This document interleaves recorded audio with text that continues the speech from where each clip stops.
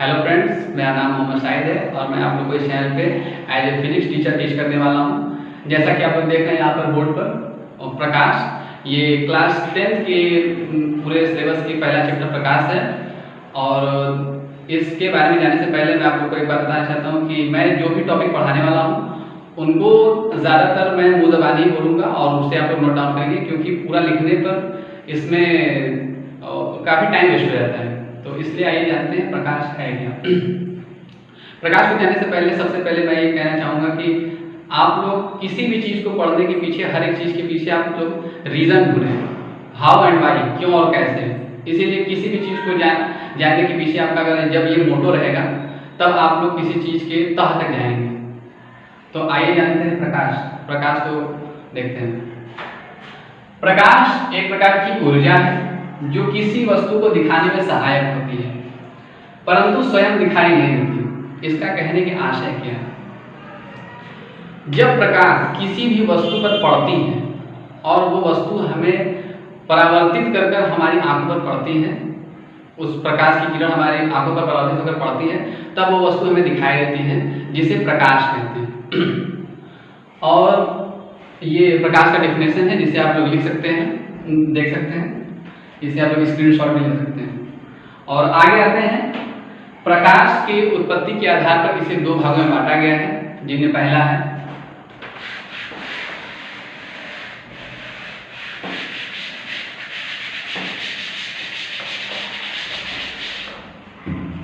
उत्पत्ति के आधार पर इसे दो भागों में बांटा गया है। पहला प्रदीप्त वस्तुएं,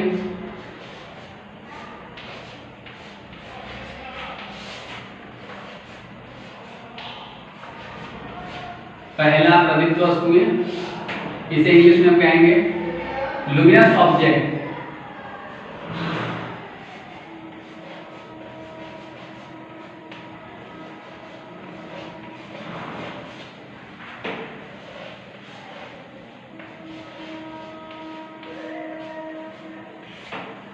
और दूसरा है अप्रदीप्त वस्तुएं। अप्रदीप्त वस्तुएं, जिसे इंग्लिश में हम कहेंगे non luminous object. Non luminous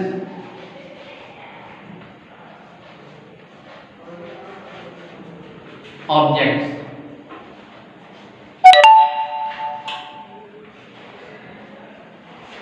तो फ्रेंड्स, आइए जानते हैं प्रदीप्त वस्तुएं क्या हैं और अप्रदीप्त वस्तुएं क्या हैं। तो प्रदीप्त वस्तुएं आप देख सकते हैं, जैसा कि यहाँ पे लिखा हुआ है, प्रदीप्त वस्तुएं वे वस्तुएं होती हैं जिनमें स्वयं का प्रकाश होता है, इसे प्रदीप्त वस्तुएं कहते हैं। इनका उदाहरण प्रदीप्त वस्तुओं का मैं यहाँ पर लिख देता हूँ, जैसे सूर्य,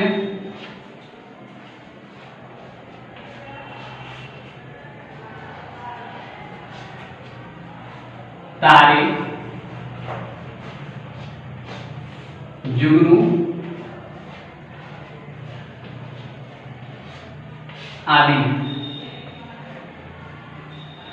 तो फ्रेंड्स, आप इन उदाहरणों से आप ये देख सकते हैं कि वे वस्तुएं जिनमें स्वयं का प्रकाश होता है उसे प्रदीप्त वस्तुएं कहते हैं, जिन्हें आप इंग्लिश में देख सकते हैं लुमिनस ऑब्जेक्ट्स कहते हैं। और सेकंड है अप्रदीप्त वस्तुएं। अप्रदीप्त वस्तुओं के उदाहरण के जाने से पहले परिभाषा इसके होती है कि वे वस्तुएं जिनमें स्वयं का प्रकाश नहीं होता अप्रदीप्त वस्तुएं कहलाती हैं। इनके उदाहरण देखते हैं।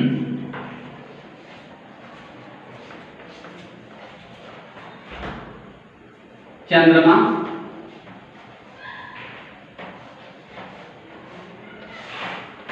पृथ्वी,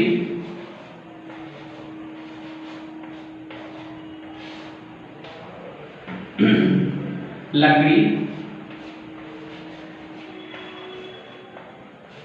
आदि।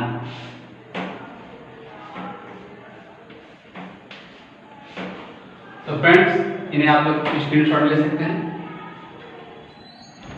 और आगे आते हैं बहुत ही उपयोगी जो क्लास 10 के परीक्षाओं में बहुत ही अधिकतम बार पूछा गया है, जिसे कहते हैं प्रकाश के गुण। तो आइए जानते हैं प्रकाश के गुण है क्या।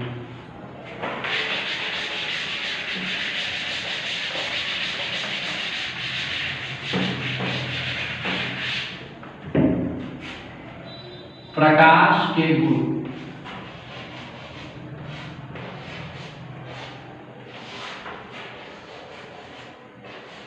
प्रकाश के गुण।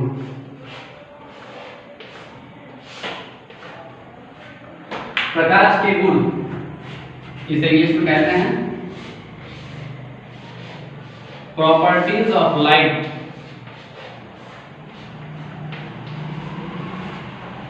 Properties of light.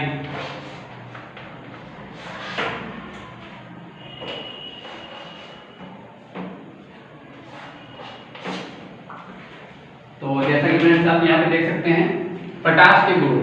प्रकाश के गुणों में सबसे पहला ये है प्रकाश विद्युत चुंबकीय तरंगों के रूप में चलता है। आप इसे नोट डाउन करते चलिए। प्रकाश विद्युत चुंबकीय तरंगों के रूप में चलता है। दूसरा, प्रकाश को चलने के लिए माध्यम की आवश्यकता नहीं होती। प्रकाश निर्वात में भी चल सकता है। प्रकाश को चलने के लिए माध्यम की आवश्यकता नहीं होती। प्रकाश निर्वात में भी चल सकता है। तीसरा, निर्वात में प्रकाश की चाल। फ्रेंड्स आप देख सकते हैं निर्वात में प्रकाश की चाल 3 × 10⁸ मीटर प्रति सेकंड होता है। 3 × 10⁸ मीटर प्रति सेकंड होता है।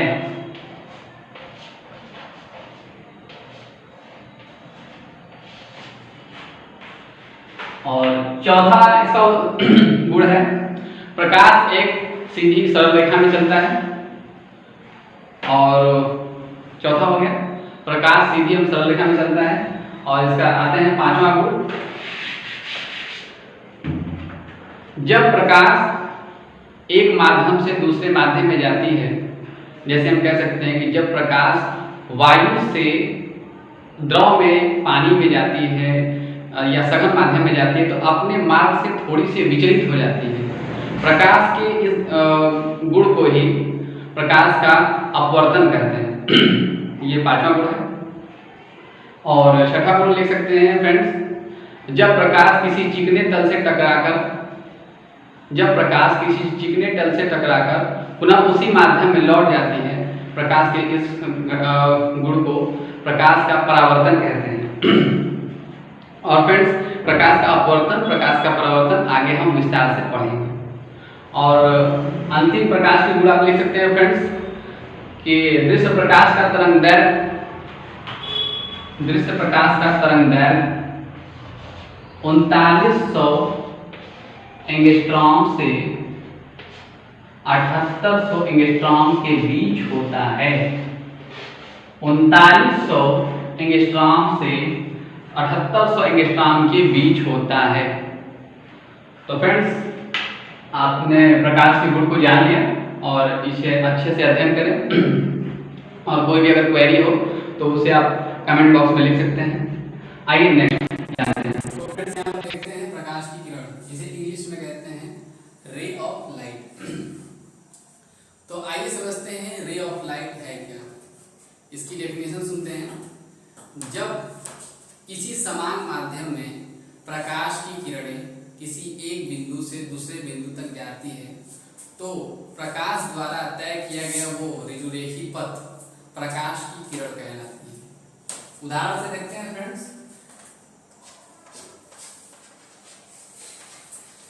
इस डेफिनेशन में जो कहा गया है किसी समान माध्यम में, कहने का आशय है कि किसी एक माध्यम में यहाँ पर मानते हैं बिंदु ए, यहाँ पर बिंदु बी, यहाँ से प्रकाश की किरण एक सरल रेखा में गति कर यहाँ पर जाती है तो प्रकाश के ये इस ऋजुरेखी मार्ग को ही प्रकाश की किरण कहते हैं। प्रकाश के इस ऋजुरेखी मार्ग को ही प्रकाश की किरण कहते हैं। अब अगला टॉपिक है प्रकाश पुंज। नोट डाउन करें, प्रकाश पुंज।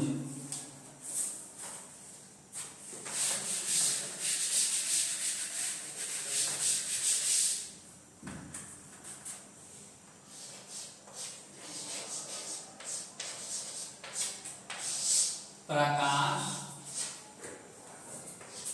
पुंज, इसे इंग्लिश में कहते हैं फ्लूइड लाइट।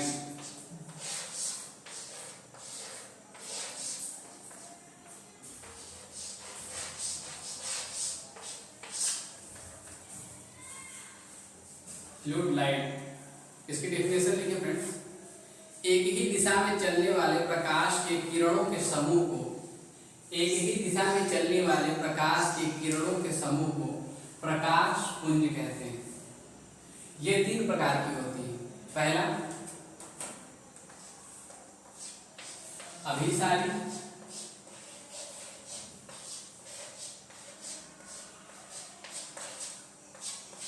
दूसरा अपसारी,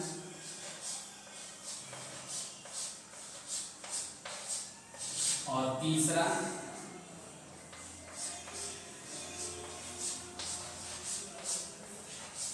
समांतर। आइए फ्रेंड्स इन तीनों के बारे में जानते हैं। ये नहीं है।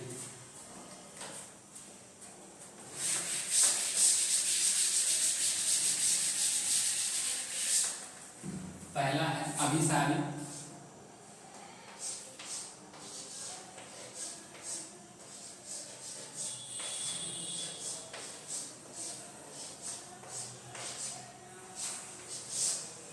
अभिसारी जिसे इंग्लिश में कहते हैं कन्वर्जेंट।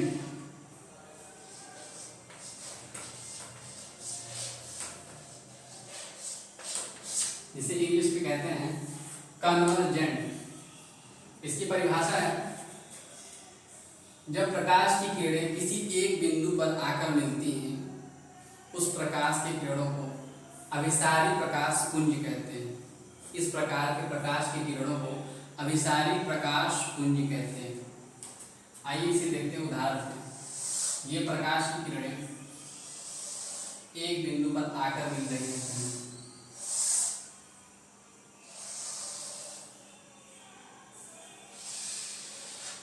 ये प्रकाश की किरणें एक ही बिंदु पर आकर मिल रही हैं, तो इन प्रकाश की किरणों को अभिसारी प्रकाश पुंज कहेंगे।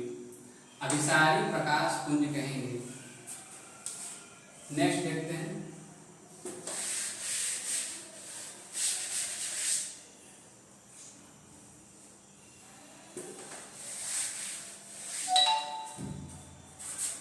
देखते हैं अपसारी।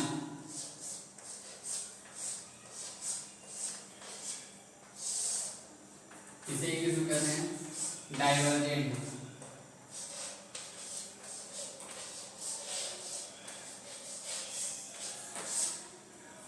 इसे इंग्लिश में कहते हैं डाइवर्जेंट। अपसारी प्रकाश पुंज। इसकी परिभाषा है जब प्रकाश की किरणें किसी एक बिंदु से निकलकर फैल जाती हैं इस प्रकार के प्रकाश की किरणों को अपसारी प्रकाश पुंज कहते हैं। जैसे फ्रेंड्स आप लोगों ने देखा होगा बिजली के खंभों की जो लाइट होती है वो एक बिंदु से निकलकर ऐसे फैल जाती है, तो उनके प्रकाश के किरणों को अपसारी प्रकाश पुंज कहते हैं। जैसा कि आप देख सकते हैं। और तीसरा है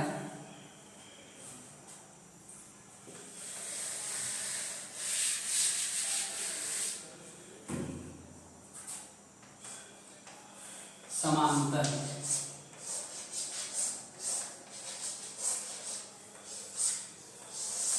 इसे इंग्लिश में कहते हैं पैरेलल।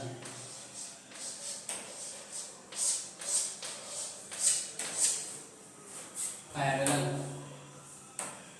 इसे समांतर प्रकाश पुंज जो है इसकी परिभाषा है जब प्रकाश की किरणें ना ही फैलती हैं ना सिकुड़ती हैं, केवल एक सरल रेखा में गति करती हैं समांतर होकर, उस प्रकार के प्रकाश की किरणों को समांतर प्रकाश पुंज कहते हैं।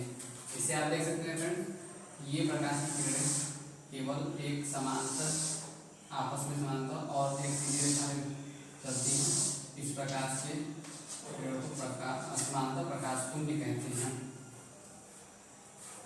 इन तीनों को बताने के बाद अब आता है आगे बहुत ही मोस्ट इम्पॉर्टेंट टॉपिक जो कि ये पूरे चैप्टर का निचोड़ है और परीक्षा की दृष्टि से बहुत ही उपयोगी है, जिसे कहते हैं प्रकाश का परावर्तन। आइए जानते हैं प्रकाश का परावर्तन।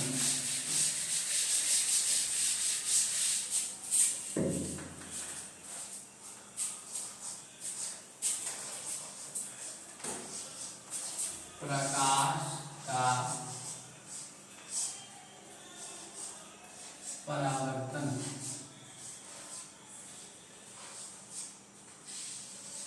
जिसे इंग्लिश में कहते हैं रिफ्लेक्शन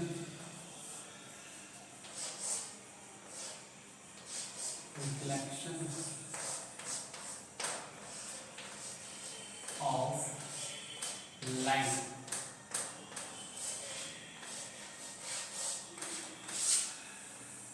सबसे पहले हम इसकी डेफिनेशन जानते हैं फ्रेंड्स। प्रकाश का परावर्तन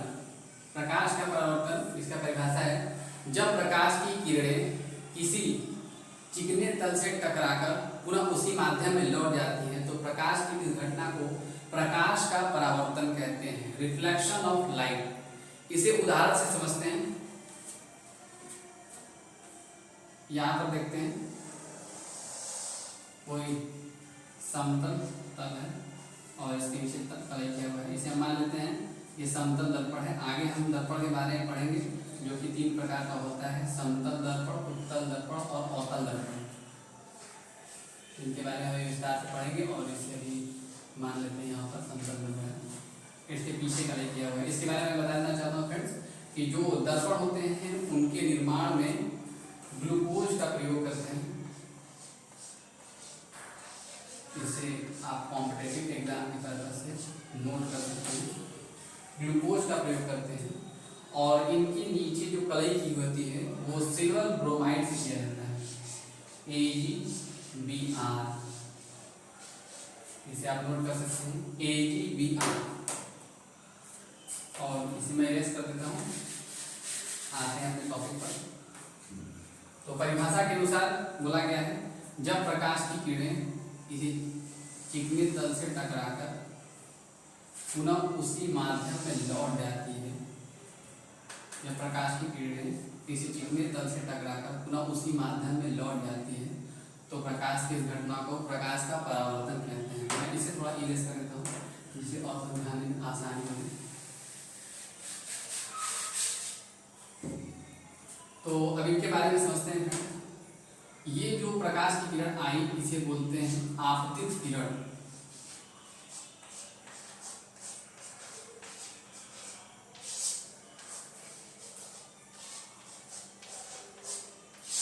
इसे हम इंग्लिश में कहते हैं इंसिडेंट रे।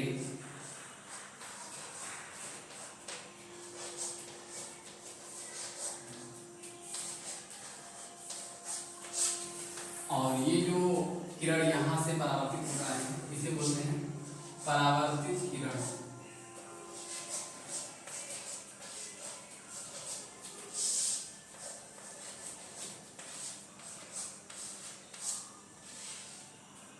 इसे इंग्लिश में कहते हैं रिफ्लेक्टेड रे।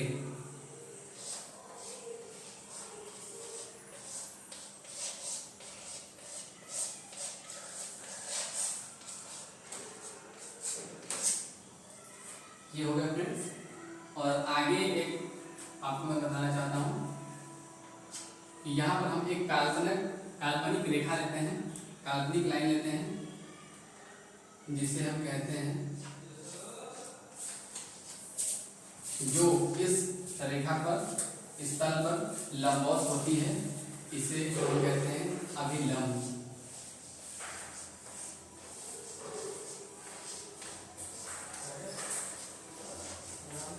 इसे हम बोलते हैं अभिलंब।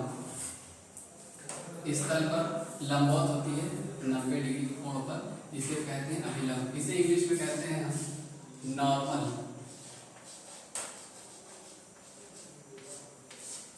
इसे इंग्लिश में कहते हैं नॉर्मल। और जिस बिंदु पर आपतित किरण, परावर्तित किरण और अभिलंब एक ही बिंदु पर जो होता है उस बिंदु को बोलते हैं आपतन बिंदु। आपतन बिंदु।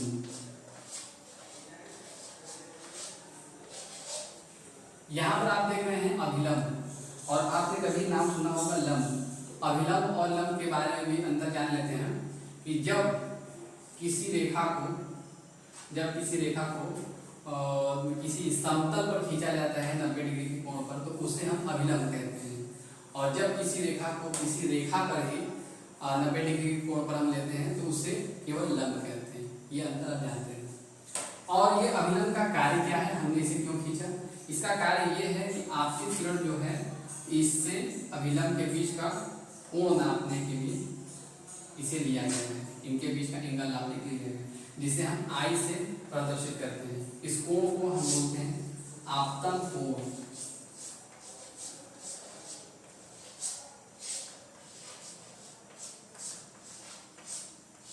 ये आई आप देख सकते हैं यहाँ से लिया गया है इंसिडेंट रे, इसलिए यहाँ पर आई लिया गया है। और उसी तरह आप देख रहे हैं यहाँ पे रिफ्लेक्टेड रे, तो यहाँ पर हम इसे बोलते हैं आर से डिनोट करते हैं और इसे बोलते हैं परावर्तन कोण। परावर्तन कोण। तो फ्रेंड्स, हमने इन सभी चीज़ों के बारे में जान लिया और इसकी परिभाषा आपने नोट डाउन कर ली होगी, मैं ऐसा मानता हूँ। इसी परिभाषा फिर से सुन ले कि जब प्रकाश की किरण किसी चिकने तल से टकराकर पुनः उसी माध्यम में लौट जाती है तो प्रकाश की इस घटना को प्रकाश का परावर्तन कहते हैं। अब आगे जो परीक्षा की दृष्टि से है वो भी लिख लें आप कि इसके दो नियम होते हैं। पहला ये कि आपतित किरण, परावर्तित किरण और अभिलंब तीनों एक ही तल में होने चाहिए। इसे आप नोट डाउन करें। आपतित किरण, परावर्तित किरण और अभिलंब तीनों एक ही तल में होने चाहिए। और दूसरा नियम कि आपतन कोण और परावर्तन कोण ये दोनों बराबर होने चाहिए। इसे आप भी लिख लें कि आपतन कोण और परावर्तन कोण ये आपस में बराबर होने चाहिए। इन पर आगे आपको क्वेश्चन भी न्यूमेरिकल मिलेंगे फ्रेंड्स, इसलिए आप लोग लिख सकते हैं। तो आज के लिए बस इतना ही इस वीडियो में, और आगे जो टॉपिक्स हैं अवतल, उत्तल, समतल, ये सब आगे टॉपिक दिए हुए हैं जो मैं आपको नेक्स्ट वीडियो में बताऊंगा। तो अगर वीडियो अच्छी लगी हो तो इसे लाइक करें, सब्सक्राइब करें और बेल आइकन दबाना ना भूलें, जिससे कि हमारी लेटेस्ट वीडियो आप तक पहुंचने में आसानी हो। Thank you.